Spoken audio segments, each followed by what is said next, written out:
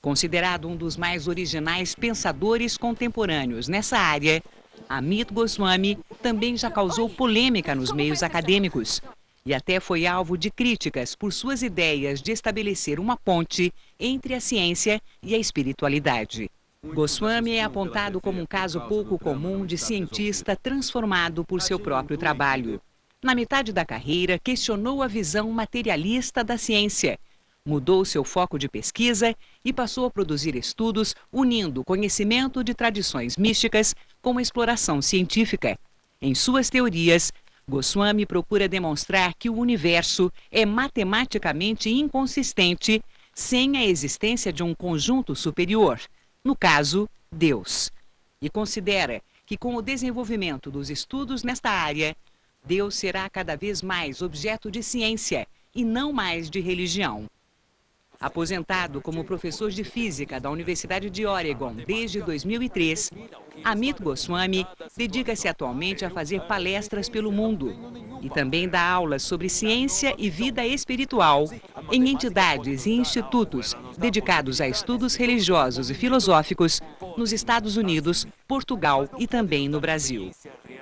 Para entrevistar o físico indiano Amit Goswami, nós convidamos o jornalista Ulisses Capozoli, que é o editor da Scientific American. Maurício Tufani, jornalista e assessor de comunicação da Unesp, a Universidade Estadual Paulista. E é também jornalista Mirna Griches, jornalista e colaboradora da revista Época Negócio. Laís Wöllner, doutora em Física Quântica, professora de Tai Chi Chuan e crítica de arte. Oswaldo Pessoa Júnior, professor de Filosofia da Ciência da Universidade de São Paulo. E a jornalista Mônica Teixeira, diretora de redação do Inovação da Unicamp, Universidade de Campinas, e assessora do Núcleo de Educação da Fundação Padre Anchieta. Temos também a participação do cartunista Paulo Caruso, registrando em seus desenhos os momentos e flagrantes do programa Roda Viva. O Roda Viva é retransmitido e transmitido em todo o país, numa rede nacional de TV, e como o programa de hoje está sendo gravado, não podemos contar com a participação dos telespectadores como acontece aqui normalmente. Mas você pode sempre mandar sua crítica, sugestão ou comentário através da internet. É só você entrar no nosso site, que é o tvcultura.com.br/Roda Viva e mandar aí o seu e-mail. Professor Amit Goswami, thank you for coming Roda Viva. It is very good to be here. A minha primeira pergunta, professor Amit, o que é a morte? What is death? Death is the cessation of consciousness, collapsing quantum possibilities into actual events of experience. That is the technical definition of death. So this is interesting because in quantum physics, all objects are possibilities. So in fact, moment to moment, including our body and brain, moment to moment, we collapse these possibilities into the actual events that we experience as our body, as our brain. When we lose that capacity of converting the possibilities into actual events, we die. But notice what is happening. The possibilities go on. Of course, some of these possibilities are material possibilities. Those possibilities will disintegrate in the sense that the structure will gradually disappear, the memory will gradually disappear, bodies disintegrate. But beside the material, we also have subtle components, such as our mind, such as the vital, such as the even beyond the mind and the vital supramental archetypes that we also are. Those bodies are subtle. They don't have any structure.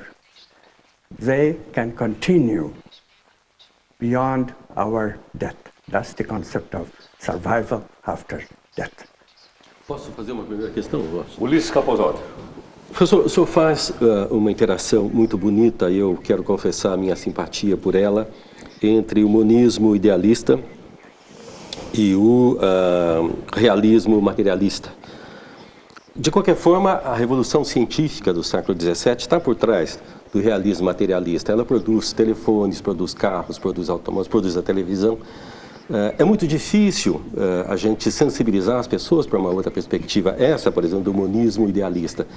Quem são, na opinião do senhor, os interlocutores capazes de receber esse novo paradigma e ajudá-lo a ampliar? São pesquisadores científicos, intelectuais? Que tipo de gente é mais sensível a essa outra abordagem? Well, this is a good question. My feeling and my experience is actually scientists, the hard scientists have more difficulty with consciousness, and the idea that consciousness is the ground of being is a better answer to some of the problems that materialism cannot address. Then scientists are more difficult to understand this than ordinary people. So actually people from all walks of life, business people, engineers actually, medical doctors, psychologists, they have a better time, easier time than physicists and chemists and biologists, the hard scientists. This is to be expected because as Richard Feynman once said, the great physicist, once said that scientists must put themselves into the straitjacket of materialism. Otherwise, we cannot do science. This concept is very deep in the hard scientists. Of course, as soon as you deal with quantum measurement and how quantum possibilities become actual events of experience, you've got to posit consciousness. There's just no way out. This is the only paradox-free explanation, interpretation of quantum physics that can be given. So we accept monistic idealism, but we at the same time we find that in its own domain, materialist philosophy and its consequences are all okay. Nothing is negated. So what we have done is expanded our science into new domain of experiences that the old science just cannot address. And so everybody really should welcome it instead of being antagonistic to it. Professor, o senhor se tornou muito famoso depois que o filme What a Blip foi feito inspirado no seu livro Universo Auto-Consciente. Eu queria que o senhor me falasse sobre a questão da intenção. Como que a intenção, quer dizer, a colocação que o senhor faz de que o observador é responsável pela mudança que acontece na realidade, pelas alterações na realidade, e isso está se transformando num movimento mundial. As pessoas estão começando a usar isso em vários sentidos e até erroneamente. Queria que o senhor comentasse sobre esses filmes, O Segredo e o Quem Somos Nós, que foi o nome brasileiro do filme What a Blip. Como que o senhor vê a intenção? Como que o senhor explica isso? Thank you for this wonderful question. So intentions are very basic in quantum physics because we have already posited the idea that consciousness is the ground of being in which quantum possibilities exist, and consciousness chooses from these possibilities one facet, and that facet becomes actual event of conscious experience. So what is this consciousness? Our common sense says that it is us, our ego, ordinary state of our consciousness, and that's where we choose. And many people indeed jumped onto that idea when a physicist coined the phrase, we choose our own reality. Sounds wonderful, so people started choosing motor cars and big houses and started intending that kind of thing.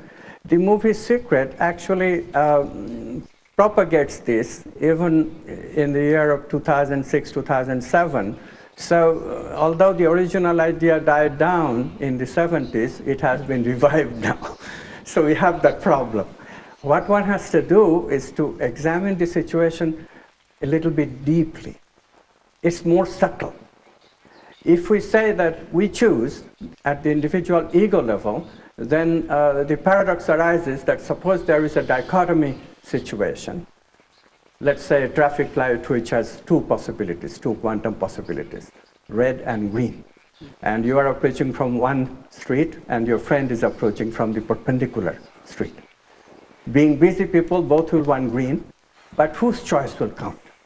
This paradox, which is called paradox of Wigner's friend, because the Nobel laureate physicist Eugene Wigner first gave us this paradox. This paradox is not easily solvable, because if you say, well, okay, your choice is the one that counts, you would be called solipsistic. Now that's okay, but your friend will also think the same way, that she is the head honcho of the universe and not you. Paradox is just shifted from who gets to choose to who gets to the head honcho of the universe. In this way, this paradox really thwarted all effort to bring consciousness into physics for several decades, until Ludwig Voss in Australia, myself in Oregon, and Casey Blood in Rutgers, New Jersey, all came up with the same solution, which is very strange, very uncommon sense, and very mystical, which is the idea that choice happens at the level of a non-ordinary state of consciousness, of cosmic unity, where all of us are interconnected. This interconnection of consciousness, or consciousness being an interconnectedness that transcends space and time and does not require connection through signals, is new, and only quantum physics has it. This concept cannot be generated through any kind of Newtonian physics or any kind of extension of Newtonian physics. It's radically new. It's called quantum non-locality. So consciousness is non-local. This is what is lacking in the common sense expectation that we, in our ordinary local identity with the brain, can change a possibility into actual event, and therefore can choose covetable things for us. We can't, unfortunately. Dr. Amit, é possível medir esse fenômeno do qual o senhor está falando? Porque a física é sobre medir, não é? Thank you for the question. Yes, this is then a consequence of the theory that consciousness is the ground of being, and it chooses out of quantum possibilities the actual event of experience. That consciousness then has to be non-local. We have to have a non-local interconnectedness. Yes, sir. So therefore, two people should be able to communicate non-locally without exchanging signal. Now, it should also be, to make it credible, it better be a brain phenomenon that gets transferred to another brain. And indeed, this was what was verified by Jacobo Greenberg, a neurophysiologist at the University of Mexico, who let two people meditate together with the intention that they communicate directly without signals. And they were indeed, after a brief meditation period, they were separated, put in separate Faraday cages, electromagnetically impervious chambers. Their brains were connected with EEG machines, electroencephalogram. And then one subject, and only one subject, was shown a series of light flashes. So this subject's brain has all kinds of electrical activity in response to the light flashes. E essa atividade elétrica foi medida? And then that could be measured in the EEG machine connected to the brain, what is normally called brain wave. And from that, an evoked potential is extracted. Mm-hmm. What is amazing and defies any kind of local common sense explanation is that the other subject, who does not see any light flashes, other subject's EEG connected to the other subject's brain also shows a potential which is virtually the same in intensity, in strength, and even the phase overlap is fully 71% in one particular case, 75% in another case, 67% in another case. In other words, it's substantial always. So what is then the consequence, the conclusion of the experiment is that the electrical activity from a brain is being transferred to another brain without any electrical connection or contact. E há outras medidas desse fenômeno? Há outros cientistas trabalhando nisso, Dr. Amit? So after Jacobo Greenberg did this at the University of Mexico in 1993-94, Peter Fenwick verified the same thing with slightly different arrangement in his laboratory in London.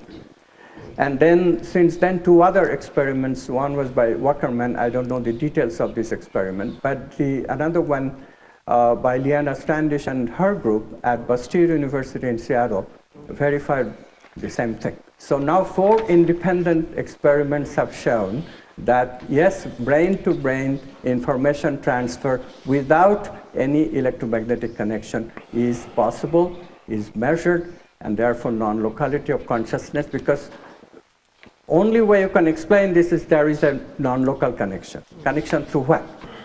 Obviously it has to be consciousness, because only consciousness can choose out of brain possibilities the actual event in the second observer's brain, which is similar to the first observer's experience. Em relação, eu só queria... Eu tenho encontrado, eu imagino que essas ideias estejam enfrentando uma certa dificuldade com relação ao conservadorismo de grande parte da comunidade científica. Eu acho muito importante que haja debates sobre diferentes concepções da ciência, mas não me parece que esteja havendo um debate efetivo sobre esse tipo de ideias. Eu, por exemplo, fiz um levantamento sobre seus trabalhos no Web of Science, que é um banco de dados do Instituto para a Informação Científica, sediado em Filadélfia, nos Estados Unidos. Ele aponta 21 trabalhos indexados, publicados pelo senhor. Até 1986, janeiro de 86, o senhor teve uma atuação científica assim bem tradicional, assim bem convencional, e de lá para cá o senhor publicou 9 artigos, sobre esses temas, 12 artigos, perdão, 9. E esses 9 artigos, eles tiveram apenas 46 citações em todo o mundo, muitas deles citações do senhor próprio e de pessoas que são ligadas ao senhor. Quer dizer, enfim, não se trata de um assunto com repercussão na comunidade científica. A gente não vê um debate. E me parece que, lendo seus livros, que os pontos que seriam polêmicos não são devidamente assim explorados em seus livros. A ciência ela evolui em função de debates, em função de controvérsias, mas examinando assim detalhadamente suas obras, dá para perceber que, apesar de suas teses heterodoxas, que pontos polêmicos como, por exemplo, o Einstein, o senhor cita muito o Einstein, mas o Einstein é um homem que gastou foi um homem que gastou as 3 últimas décadas de sua vida combatendo a mecânica quântica. E isso baseado numa compreensão que ele tinha do universo e de Deus particularmente, E esse é um ponto que o senhor não explora muito, assim como tantos outros. Isso não incomoda o senhor, o fato de não haver esse devido confronto de ideias na sua obra? I appreciate the question. Unfortunately, confrontation is not the style that is recommended by the worldview that I have, and the worldview that explains quantum physics, and that now seems to explain many unexplained phenomena that cannot even be addressed with the materialist worldview. This is a very friendly approach. It's a very inclusive approach. I don't think getting into heated debate with specific scientists will do anything to our cause of changing the paradigm. The paradigm will change by the weight of evidence in favor of it. Right now, what is helping enormously is that we have gotten applications in the field of medicine, we have gotten applications in the field of psychology. Unfortunately, I don't think you have looked at how many times my work is referred to in the work of psychologists and medicine people and others who are not the hard scientists. Yes, it is true that physicists and chemists and even the biologists, the hard scientists, prefer to offer what is called benign neglect. They don't engage with this issue because engaging will give me more publicity, and they consider that detrimental to their cause. So let them live their way, let us live our way is right now the best approach. Alternative science. We are developing an alternative science paradigm. We are developing alternative answers to questions that normal science, materialist science cannot address. We are giving people viable answers such as the validity of alternative medicine, validity of transpersonal psychology, validity of spirituality and yoga. Let use this be commonplace among people. Let it serve people. Science ultimately serves people. If people are served, there will be grassroots movement from the people themselves, that what is going on here? Which science do we prefer? Which science is serving us in our everyday life? And which science is just more and more dealing with esoteric questions such as how many angels can dance on a pin? This is what much of elementary particle physics is about. Who cares what happens at very, very, very high energies that we seldom see even in the totality of the universe, except for the first few microseconds of the universe. But we spend more time and money on those questions than we spend about how to heal ourselves when we have an incurable cancer. These are the questions that the new science can deal with. And this is much more important to pay the attention to answer questions that are important for people rather than get into vain debates with other scientists. They are just individual people. They have their prejudices as similarly I have my prejudices. Science is not best done that way. You develop theories, theories are put to test, laboratory experiments, such as the one I described, those things speak for the new science much, much more. And the evidence is now piling up like anything. We have new theories of evolution that works, that explains fossil gaps. We have quantum healing, the phenomenon that Deepak Chopra first described. There is enormous evidence that quantum healing, quantum leaps occur where consciousness chooses health rather than death. Dr. Amit já publicou vários artigos e livros, inclusive aqui no Brasil. Sobre suas teorias, que se busca um ponto de união entre ciência e espiritualidade, ele está respondendo hoje aqui no nosso Roda Viva. O Universo Auto-Consciente. A Janela Visionária. O Médico Quântico. A Física da Alma. No primeiro, que Amit Goswami publicou no Brasil, ele contraria a ideia de que tudo é feito de matéria e estabelece uma nova visão de mundo, onde a consciência e não a matéria é a base de tudo o que existe. Em sua janela visionária, defende um novo paradigma científico, onde os valores humanos vêm em primeiro lugar. Como médico quântico, traz as orientações de um físico para a saúde e a cura. E na Física da Alma, traça uma explicação científica para a reencarnação, a imortalidade e as experiências de quase morte. Questões que Amit Goswami também levou ao cinema. Junto com outros nomes da ciência, falou de suas ideias no filme Quem Somos Nós, que teve uma segunda parte depois. Quem Somos Nós? Uma Nova Evolução. Os dois filmes misturam ficção e documentário e procuram mostrar que a realidade, da forma como é percebida pelas pessoas em geral, é ilusória.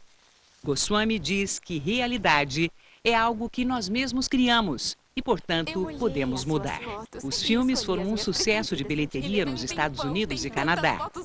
Também ganharam versão em DVD e foram distribuídos por quase todo o mundo, inclusive no Brasil. Eu fiz um dia estranho. Obrigado. Dr. Amit, a alma humana tem consciência? This is a rather subtle question. Yes, human soul has consciousness. It depends on what you mean by the soul.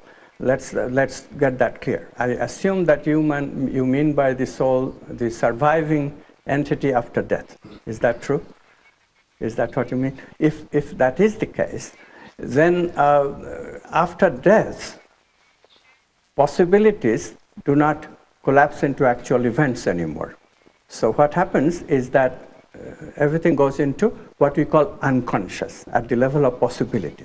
Yes, consciousness is there and possibility is there, but there is no ongoing conversion of the possibilities into actual events. So is the soul conscious? Yes, certainly, consciousness is there. But soul is just a possibility or a bundle of possibilities within consciousness.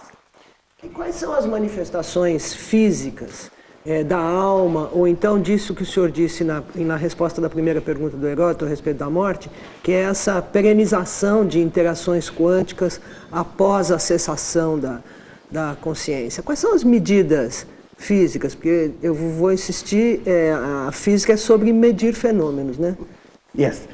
So how could we find a measurement phenomenon that verifies that yes, there is survival of possibilities? So let me finish the theory. The theory says not only possibilities survive, but a certain way of modification of the possibilities also survive. These modifications happen because when we live our day-to-day life, our memories that are gathered in the brain is coupled to how the mind works, one of the components of the subtle body. So mind, the way mind functions is modified. This is how we develop an individual character, an individuality.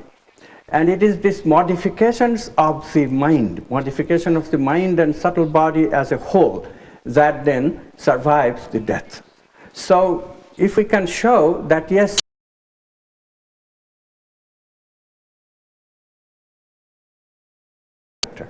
so indeed, there are people who are called mediums, who have the capacity to channel these entities, discarnate entities, these souls, so to speak.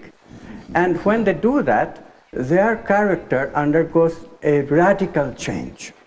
Gilda Moura, one of the Brazilian researchers, and Norman Don, an American researcher, did an experiment in which they showed that one of the people who were channeling a doctor, a surgeon, Dr. Fritz, his name was, this channeler, when he channeled Dr. Fritz, his frequency of operation, beta frequency, went up over 40 hertz.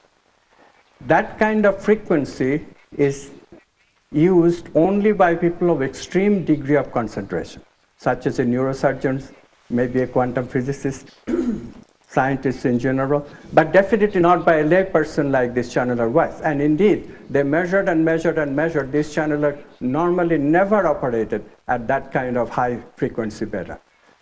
So the physiological characteristics change. And of course, the mental characteristics change also. I myself have verified that working with channelers. When they channel the entity, they're totally different than their ordinary way that they live. E esse tipo de resultado que o senhor está dizendo, ele nunca interessou a governos ou talvez a indústria bélica, no sentido de poder ser utilizado e transformado em objetos, vamos dizer, úteis, seja para a guerra, seja para a vida cotidiana?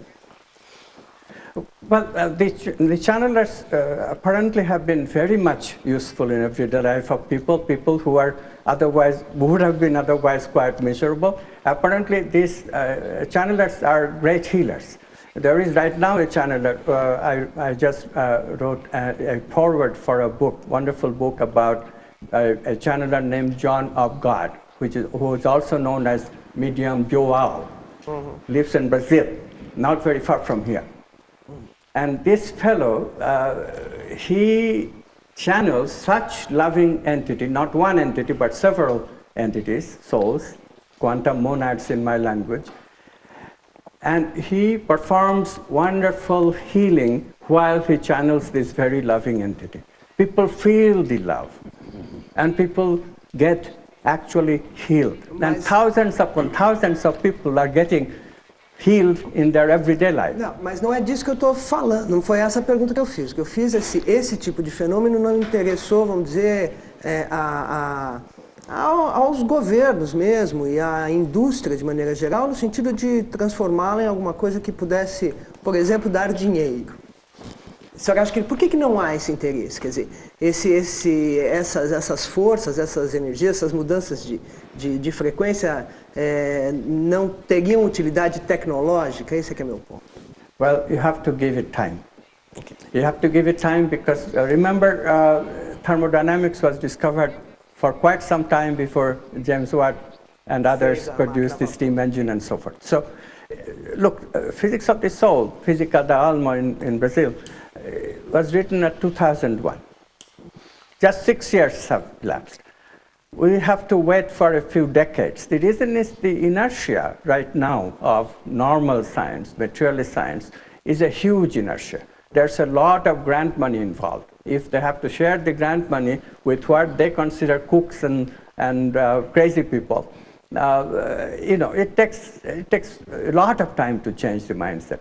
But it is also, let me point out that before our new paradigm came through, before this, there was not even any grant authority that gave any money even to alternative medicine.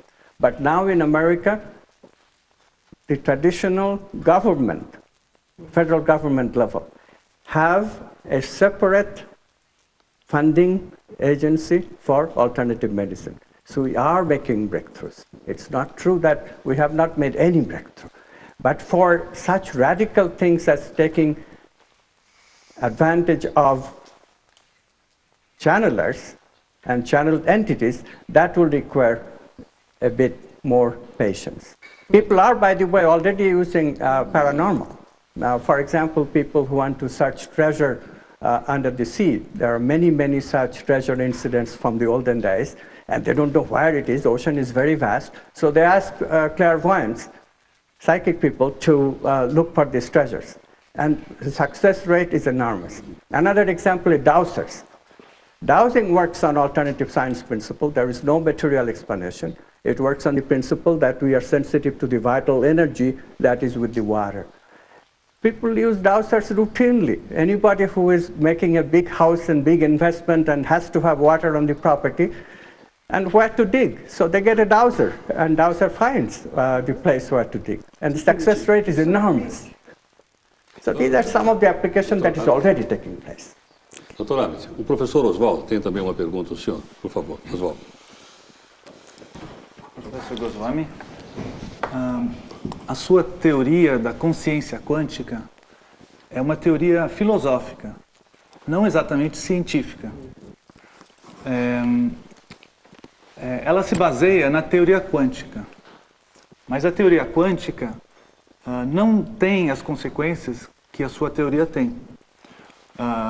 Você afirma que é possível uma pessoa, com a sua vontade, fazer com que um experimento quântico tenha um resultado tendendo para um lado. Mas isso não é consequência da teoria quântica, né? Na teoria quântica você pode escolher o observável que você quer medir, mas não influenciar o resultado da medição. Mas a sua teoria afirma que isso é possível. Então, a sua teoria não é uma consequência da teoria quântica. Ela afirma algo a mais. Certo? Você concorda com isso? You have to be a little bit more subtle. What you said is not quite right. First of all theories, if they are not mathematical, cannot be denied that they are theories. Philosophy is also theory. For example, in biology and psychology, there is no mathematical theory. Darwin's theory is not a mathematical theory. So do we say that Darwin's theory is not a theory of science? We don't. So just because my theory is not mathematical, don't say that it is philosophy. It is also theory. Why is it theory? The difference between theory and philosophy, sorry I'm giving you a short lesson, but the difference of theory and philosophy should be very clear. A philosophical idea need not have any experimentally verifiable consequence. A theoretical idea of science, on the other hand, must have an experimentally verifiable consequence. It must be able to guide future research. My work passes this test in flying colors.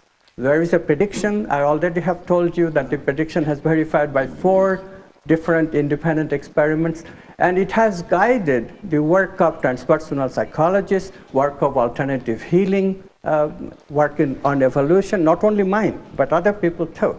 So it is already guiding research in science, for which this idea of individual choice is meaningful. It is true what you say about physics and chemistry. When you work with many, many particles and many, many events, all we need is probabilities, and quantum mathematics calculate those probabilities very well. One does not have to address the quantum measurement in a single measurement. That issue does not even arise for ordinary experiments that verify quantum physics in the laboratory. So as far as physics and chemistry is concerned, there is hardly any application of these ideas. But for biological systems, for living systems, we are forced to think of single objects and single events. It is for these situations, a single object, a patient who has to heal himself or herself by intention, single object and single event. There you have no way that you can apply probabilistic quantum physics. You don't have a million patients with million events to look at. You have one single patient with a single intention and a single event. Will she be healed or not? In these cases, only this approach that I'm taking is applicable. And this approach is passing the test because we now have many cases of quantum healing that a person can intend herself or himself to help if intention is made in the proper spirit. In other words, if the intention resonates with the intention of that cosmic consciousness which makes the choice, then individual intentions are rewarded. Laís, por favor. Por favor. Eu acho que é difícil, até para os mais céticos, né, negarem um certo paralelismo entre as interpretações que se pode fazer da teoria quântica e o que dizem as tradições espirituais, particularmente as do Oriente, né, como o budismo, o Vedanta, o taoísmo. Né. Do taoísmo, o Niels Bohr tomou emprestado para gravar em seu brasão o símbolo yin yang do Tai Chi. Com a inscrição em latim, os opostos são complementares. Isso para representar o princípio básico da física quântica, que é o princípio da complementaridade da autoria do Bohr. Né? Agora, o curioso nesse símbolo é que ele é bem mais complexo do que ele aparenta na sua simplicidade. Né? E considerando os seus níveis de significação, os seus elementos, ele vai fundo ao princípio da complementaridade. Né?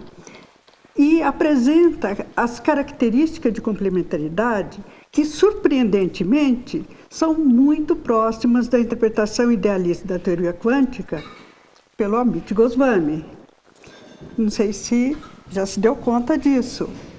E, entre outros detalhes, ele simboliza com um ponto branco yang, né, no preto yin e vice-versa, uma dinâmica cíclica, autorreferente, que leva à unidade por um agente oculto, transcendente, que é o tal, né, que contém o manifesto, o não manifesto e é ainda agente causal, que realmente corresponde à lógica da hierarquia entrelaçada, né?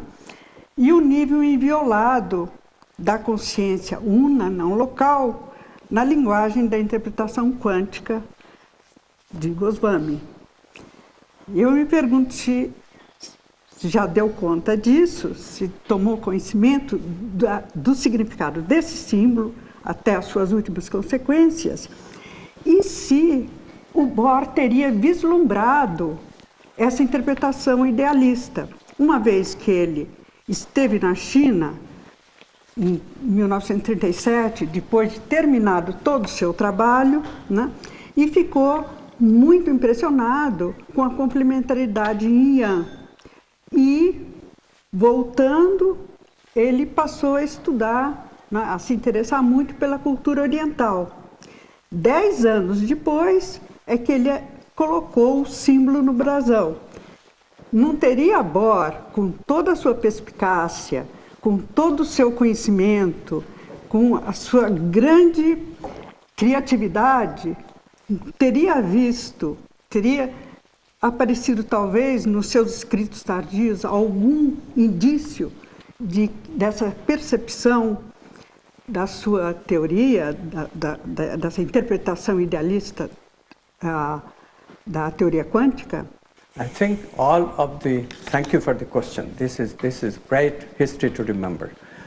I think all of the quantum physicists of that era, the major one, were definitely Werner Heisenberg, Erwin Schrödinger, Einstein himself, whom we have already mentioned.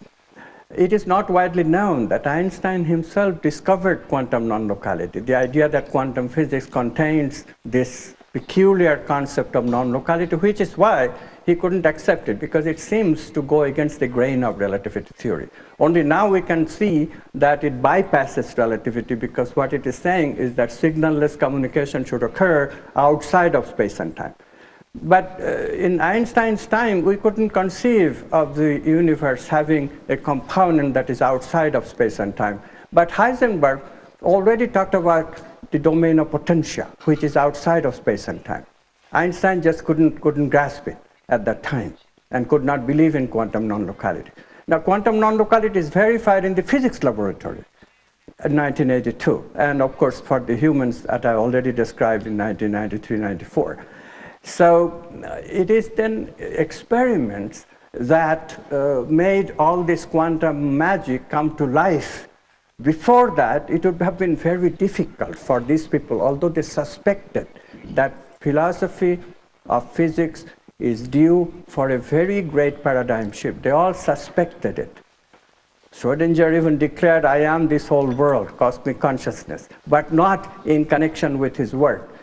What is his work? His work bogged down to the paradox of Schrödinger's cat, which he never could himself solve. Only von Neumann recognized that yes, consciousness is the solution, but he could not rise above a dualistic theory of consciousness. He was not radical enough to recognize that consciousness is the ground of being. Eugene Wigner, another Nobel laureate, suspected the same thing, that consciousness is important, but again could not be radical enough, could not go far enough, which is to recognize that consciousness is cosmic, not individual. So he raised the paradox, also got bogged down in his own paradox, could not solve it. But you see the struggle these people are going through. They are the people who recognize that a radical shift of philosophy, a radical shift of the way of doing science is coming. The people who picked up their attitude are people like John Bell, people like Alan Aspey, who verified quantum non-locality, and people like myself, Andy Stapp, Fred Alan Wolf, who are actually involved. Ludwig Vass, I have already mentioned. Casey Blatt, I have already mentioned. And these are the people who picked up that same spirit. But thank you for reminding us that the originators of quantum physics knew the radical nature of quantum physics. Nós temos aqui a pergunta do professor titular do Departamento de Teologia e Ciência da região da PUC de São Paulo, que é o professor Mário Sérgio Cortella. Ele tem aqui uma questão. Vamos ver a questão. Em março de 2001, eu tive a chance de perguntar ao senhor o entrecruzamento de duas grandes indagações, a possibilidade de viagem no tempo e a origem do universo. E naquele momento se falava da possibilidade de, não sendo o tempo linear, um recuo na nossa trajetória. Hoje eu gostaria de completar essa questão com uma curiosidade. Na hipótese, não sendo o tempo linear, de nós voltarmos no tempo, seja uma pessoa, seja um artefato humano, e que nós recuemos até o momento originário do universo, o Big Bang ou outra explicação, o que é que o senhor supõe que nós vamos lá encontrar?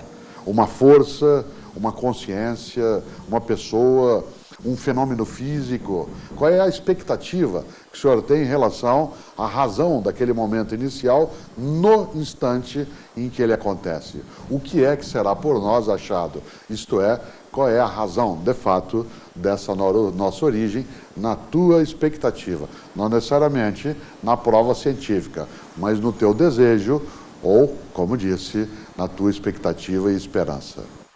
Professor, to the contrary, it is actually a very scientific question. In fact, sometimes it is raised as a paradox, because if everything is possibility, just as Big Bang must have been, in fact, Stephen Hawking's theory, quantum cosmology posits that the universe must begin as baby universes of possibilities. So what then converts these possible universes into the actual universe that we live in? What chooses it, and so forth. Those questions are questions of the same quantum measurement problem that we have been considering here. If you say consciousness does, then the question comes in, well, there is no conscious being in the time of Big Bang. It's too hot anyway. No being could survive. No alive being could survive. So it is a legitimate paradoxical question. Fortunately, in quantum physics, even before this kind of questions were raised, people did an experiment which is called delayed choice experiment. This is a very interesting experiment because it shows that even if we choose with a delay of what, according to classical physics, would suggest things are already happening, but things don't happen that way in quantum. In quantum physics, things wait in possibility until a conscious being has actually looked. This is only possible in quantum physics. Classical thinking will get you nowhere.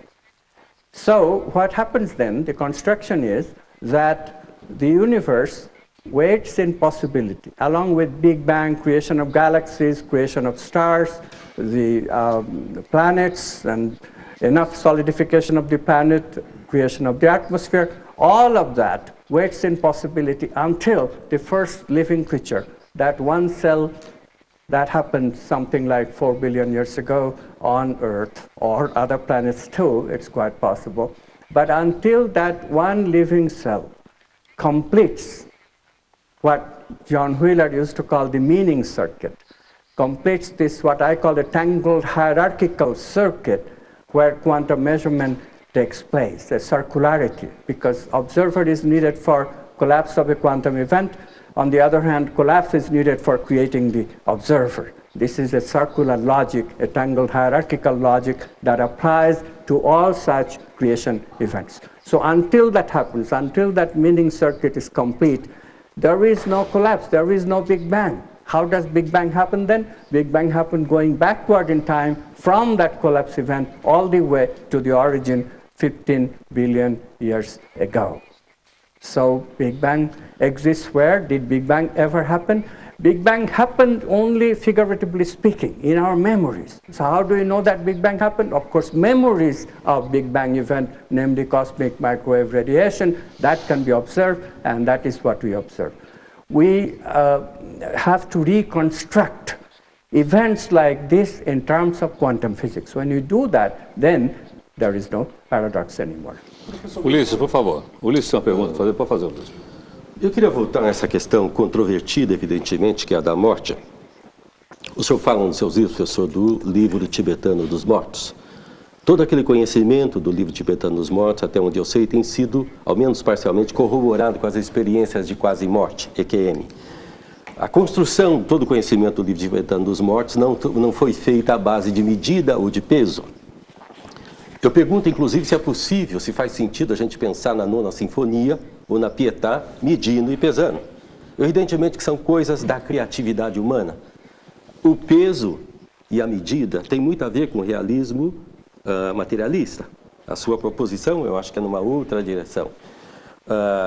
O que do livro tibetano dos mortos tem sido corroborado por essas abordagens que o senhor tem feito na área de mecânica quântica? Aquilo tudo era besteira ou nós temos uma estética, temos uma construção que faz sentido?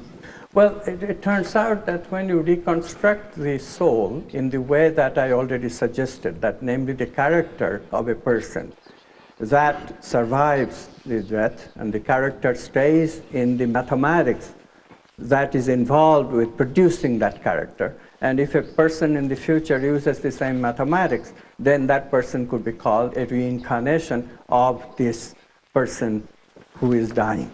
So if you construct the event this way, then indeed you can construct a whole pathway. This delayed choice experiment that I just mentioned is very useful. So after death, possibilities cannot collapse. There is no actual event. There you are completely right. But at the moment of the birth of the following incarnation, there will be a collapse event. In that collapse event, the entire pathway of events that Tibetan Book of the Dead describes, that entire pathway of events will take place. Did they actually take place? We cannot say, because only memories of that, just as the Big Bang only shows in its memories. We never really can ever verify Big Bang. Only memories will show. Similarly, just memories will stay. Memories will stay where? In the newborn baby's memory. So can we ever retrieve it? It turns out that psychologists, very powerful psychologists like Stan Grof, they have devised methods. Stan Grof's method is called holotropic breathing, a very intense way of breathing that takes people in altered states of consciousness in which they can regress. They can regress even to the birth canal. It's amazing. And in that regress state, they are told to make statements, and they make statements as they remember them. And in these statements, indeed, people remember what might have happened during that journey across death towards another life. And they say things like, I chose my parents, I chose my sex, I chose what I'm going to do with this life. So that suggests that indeed it's verifiable. If what happens during that sojourn through outside of space and time is not completely unverifiable, although we have to be very patient, work with many, many subjects and many, many events to construct the specific answers to Tibetan Book of the Dead. O senhor acha que o fato do senhor ter nascido na Índia, com toda essa profunda e ampla tradição da Índia, facilita um pouco a exploração desse território todo que o senhor trabalha, em comparação a nós, por exemplo, que não temos essa base filosófica? I wish I could say that. I was too spoiled by the West. To tell you the truth, at 14 I became a complete materialist. That materialism never went away until an experience that I had while I was talking with a mystic light dawned in me that yes, consciousness is the ground of being, could be a way to extend science to arena that science has not dealt with. But before that revelation, I was quite materialist. In fact, even after that revelation, I'll tell you very frankly, in 1994, after Self-Aware Universe came out, I was on a talk show, radio talk show, and the question was asked, what happens when we die? And I was totally dumbfounded. I did not know how to answer it. I did not want to deal with question of death, and I did not want to deal with reincarnation. These things were unheard of, unbelievable in a physicist's vocabulary, in a physicist's thinking process. A series of events took place that took me into the researching of the physics of the soul. Like I had a dream. In the dream, I heard the words, Tibetan Book of the Dead is correct, it's your job to prove it. Things like that took place. And because of it, here I am, having a well-defined, well-researched subject like physics of the soul. But I was a materialist. There's no way that we can grow up in this culture and do physics, which I did with gusto for many years, without becoming a materialist. Professor Goswami, eu gostaria de retomar a questão levantada pela Mirna sobre os dois filmes, O Quem Somos Nós e O Segredo. O que me incomoda muito no argumento desses dois filmes é justamente o que os fez ser amplamente comemorados e aplaudidos pelos entusiastas de um novo tipo de estratégia de comunicação voltada para o convencimento em grande escala, que é o chamado marketing viral marketing, que consiste em trabalhar agressivamente com mensagens aglutinadoras de crenças amplamente disseminadas, deixando de lado tudo que poderia entrar em contradição com elas. E isso tem muito pouco a ver com debate e tem muito pouco a ver também com divulgação séria, deixar, né, essas coisas de lado. E certamente os filmes devem estar dando muito lucro, né, para quem os elaborou, né, enfim, caindo em outro lado do materialismo, né? Isso não incomoda o senhor, esse vínculo, né?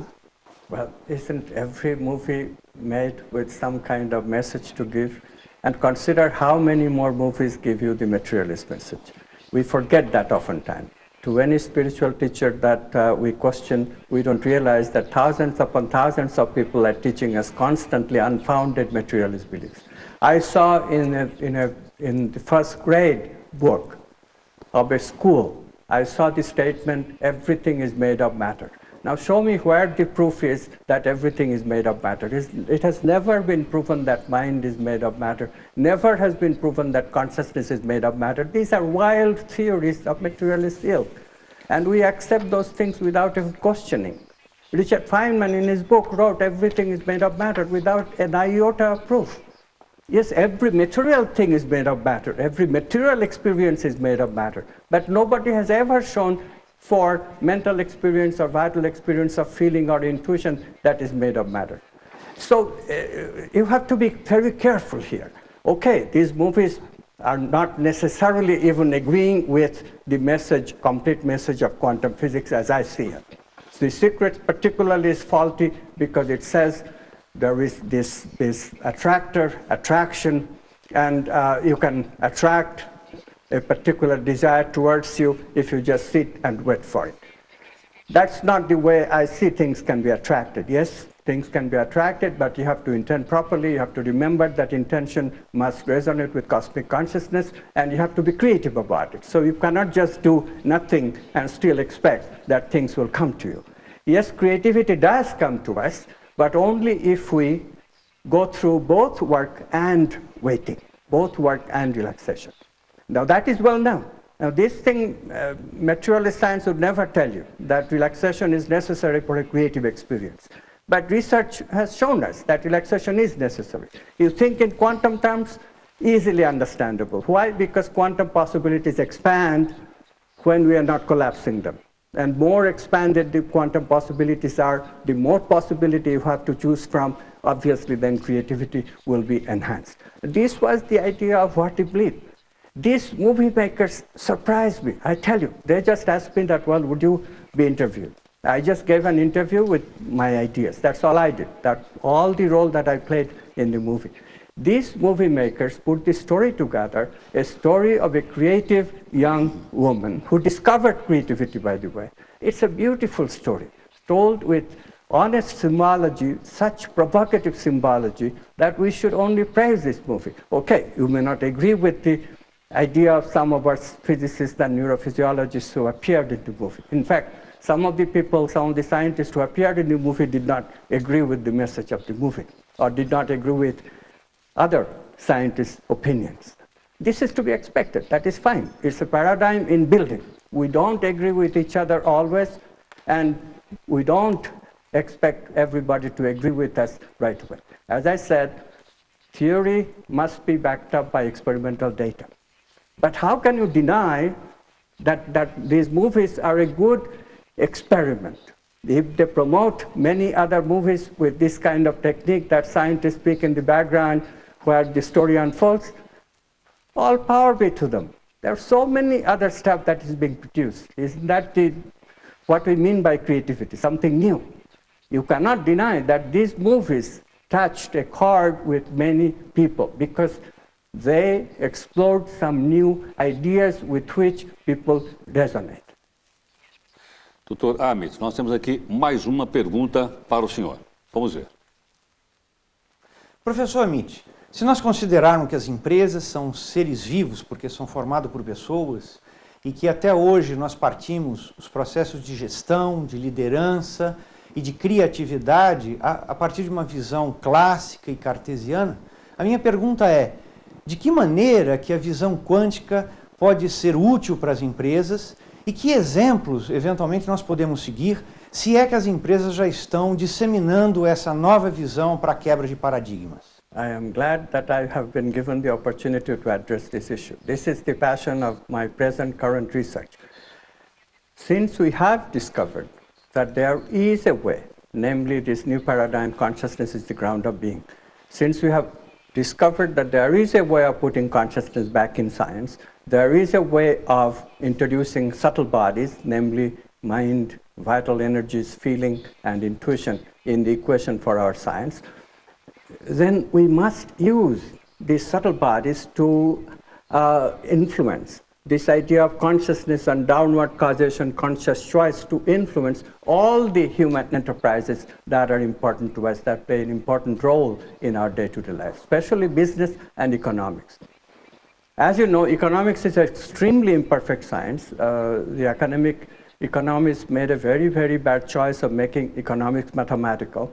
It became the economics of an ideal world that is actually cannot possibly be true in the real world, where business people have their emotions, feelings, have their intuitions, and even thought is not always rational, as we know. It's influenced by emotions and intuitions.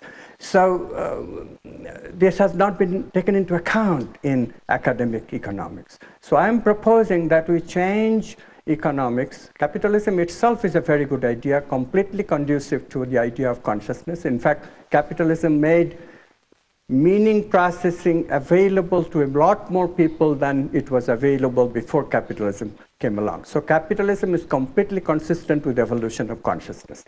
But what we have done to capitalism since then is not very consistent with the idea of meaning processing for all people, the idealist idea.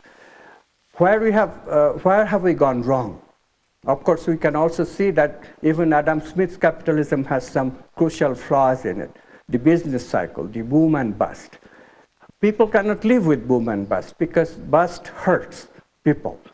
So what is the solution to that? All the solutions we have proposed so far, to a main principal one being Keynesian economics, which puts money in people's pocket in terms of government jobs, and then consumers recover the economy, or the supply side where you put money supply into the pockets of rich people, but demand is not affected, so inflation is not produced. These ideas have worked to some extent, no denying that, but the boom and bust cycle is still not eliminated. What I have suggested is that if we introduce the subtle bodies, if we introduce subtle bodies as a component of the economy, production and consumption, you produce subtle energies, such as vital energies, actively. Can it be produced? Yes, it can be produced. There are people, as Abraham Maslow's research showed a long time ago, who live in constant, wonderful, positive energies of love and so forth. Therefore, these people could be part of businesses, these people could be employed by government, these people could be a segment of the economy during the time of recession. This would absorb the cushion that we need for businesses to recover, because it is a fact that if people are satisfied, then their material needs are reduced. Doutor Amit, o senhor disse agora há pouco que era materialista e deixou de ser materialista. Agora o senhor acredita em Deus? A física quântica é capaz de explicar a existência de Deus? Yes, I believe in God, but you have to qualify this statement, and I must, because materialists constantly attack a populist picture of God, and it is not that picture of God that new science is supporting. The populist picture of God is as a human being, some kind of a being, may not be human, a superhuman being, an emperor-like being, who somehow makes judgment on people when they die, or things of that ilk. This is a straw God that materialist scientists always attacks. Read books such as The God Delusion by Richard Dawkins. You'll see what I mean. This is not the God of esoteric spiritual tradition. This is not the God of Buddhism. This is not the God of even Christianity. Even in Christianity, Jesus said, Kingdom of God is everywhere. He doesn't say that Kingdom of God is restricted to a throne, a God sitting in the sky with a wand, doling our judgment and downward causation. So if you forget the populist picture of God, if you really consider God as it appears, both transcendent and immanent, as it appears in esoteric tradition, we have rediscovered the meaning of the word transcendent. Transcendence means non-local. We have discovered that God is non-local consciousness. We have discovered what downward causation means. We have discovered that downward causation consists of choice from quantum possibilities. It is this God that the new science is upholding, and we have discovered that subtle bodies exist without any dualism, because subtle bodies, as the material body, all are possibilities of consciousness, and consciousness mediates the interaction of these possibilities. As it collapses from these possibilities, it experiences moment to moment. So in this way, we have developed a scientific way of talking about what the spiritual traditions talked about a long time ago in language and with the help of only intuition. This is a tremendous accomplishment. If we are not so antagonistic to each other, if materialists just sat down for a bit and saw what we are gaining, they are ready to throw out the baby with the bathwater. Yes, religions have given us a lot of evils. Right now, there are so many religious warfare that is going on in the world. I myself am definitely against this kind of abuse of religion. But one should not throw out the basic ideas because of that. One should not get so carried away with one's own emotions. If we sit down quietly and see that there is tremendous wisdom also in the religions. They have always told us, even Islam and even Christianity, the warring factions today, even they always talk about virtues, love, beauty, justice. These are the things that religions want us to live. And that part of religion is extremely important. The new science can show that indeed evolution is an evolution of consciousness, and what the religions imagine, these virtues coming to earth and people being able to live these virtues, that day is going to come. as a part of evolution, and we have a role to play. And the sooner we go and fulfill that role, the better. So I'm suggesting quantum activism to people. I'm suggesting that people use the lessons of quantum physics as is being revealed in the new science and use them to transform themselves and the world around them. E, doutor Amit, quando é que o senhor começou essa sua carreira de propagandista dessas ideias? E depois de escritor, inclusive de livros de autoajuda. Como é que foi isso na sua vida? Well, it was a long time in building. I struggled with the ideas myself. The ideas didn't gel until it was quite late in my life. I was in my late 50s when finally the ideas gelled, and I wrote a book called The Self-Aware Universe. Ever since, it became a little bit easier. Ideas started coming in various circumstances, which Carl Jung would call synchronicity. I have always been guided by synchronicity. I have never gotten into any field just by my will or some other kind of motivation. Obviously, nobody who does science and alternative science has any motivation about money. You cannot get any money doing this kind of thing. So that was never part of the motivation. But it is very strange that synchronicities always happen to pull me towards a particular subject. A biologist at Berkeley suddenly invited me to attend an intimate seminar that he was putting together about evolution. I didn't even think about evolution until then. All of a sudden, he forced me to think about evolution. So that's how the work on biological evolution took place. It's like that. I already shared with you how I got into the researching the soul. The economic thing is the latest interesting thing. There's an organization called World Business Academy. I got a call from its president one day, and he said, Amit, I want you to become a fellow of this business academy. I said, Rinaldo, I don't know anything about business. I don't know anything even about economics. So why do you want me? He said, no, but you have something to say about the worldview. And we in business need to see the consequence of this worldview to businesses, just as the question I was asked just now. So I said, okay, and what's the condition? You have to contribute once in a while. So after a long while, all of a sudden, I had an inspiration that, yes, spiritual economics can be built. I wrote some pages, and I sent it to the editor of their magazine with great hesitation. That, what nonsense I'm writing? I'm not an economist. I don't even understand economics properly, I'm sure. So what this editor will say? The editor wrote back, these ideas are extremely interesting. We are going to publish it, to my amazed surprise. So this kind of thing keeps happening in my life.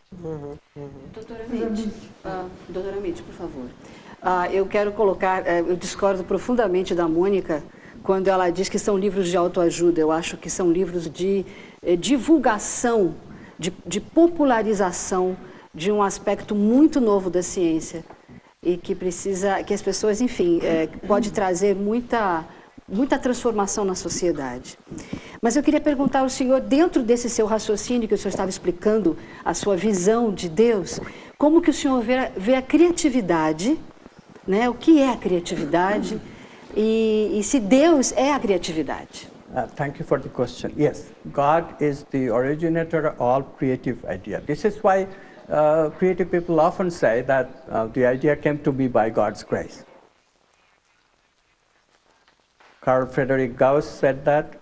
The great musician Brahms said that. Rabindranath Tagore, a great poet, said that.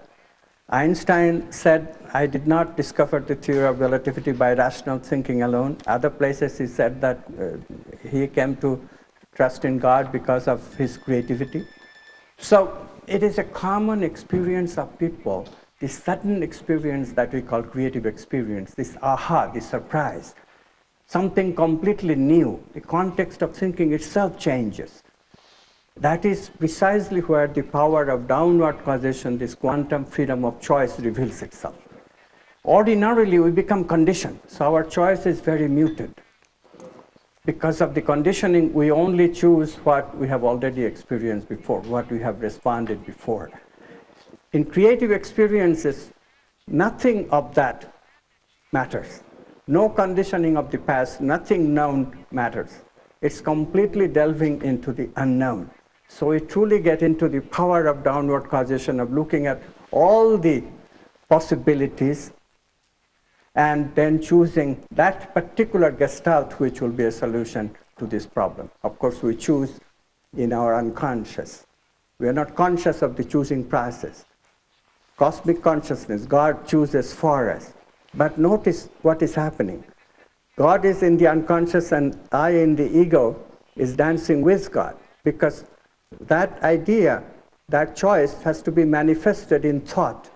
And only ego can manifest it in thought, because that's all learned experience that has to enter. So notice how creative people have already described this process. In the ceiling of the Sistine Chapel, there is a picture by Michelangelo where God and Adam are reaching out to each other. That is the picture of creative process, the flow experience that creativity researchers are discovering. This is what new quantum science tells us. But notice that it is already intuited in the minds of great creatives like Michelangelo. It's a verification of their work. So what are you waiting for? It's the wisdom, the knowledge is already there. The new science is just rediscovering and justifying, giving basis, scientific basis for all the wisdom that already has come before my time. I don't take any credit for any of it. Nós temos que estar acabando. Metaforicamente falando, e guardadas as devidas proporções, se o Copérnico voltasse hoje para anunciar o destroçamento da Terra, o senhor acha que ele seria aceito incolumemente ou teríamos controvérsias e discussões? Well, you know what happened to Copernicus. For 100 years, nobody listened to any of Copernicus until Galileo took a great amount of risk. Of course, he suffered for it too, and did something about it. So today, unfortunately, we don't have to go through that. We are not burned at stake for giving radical ideas, and there is more people supporting radical ideas today.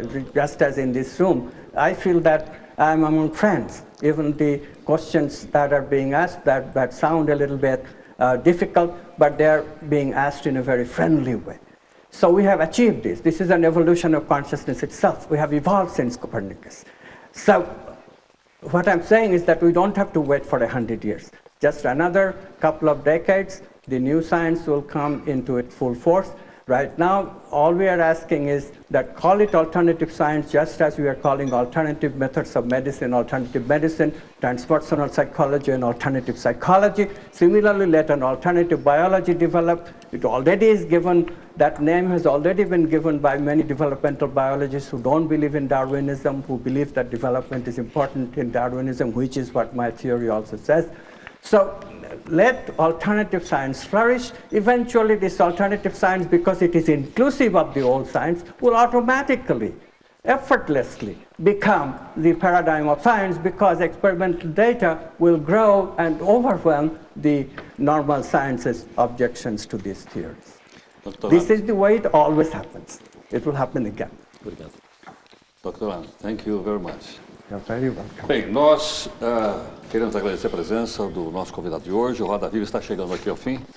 A presença do físico indiano Amit Goswami, foi o nosso entrevistado de hoje, e também da nossa bancada aqui de entrevistadores. Agradecemos também a sua atenção e a colaboração, e lembrando que o Roda Viva estará de volta na próxima segunda-feira, às 10h40 da noite. Queremos desejar a você uma excelente noite, uma excelente semana e até a próxima segunda. Obrigado pela sua atenção.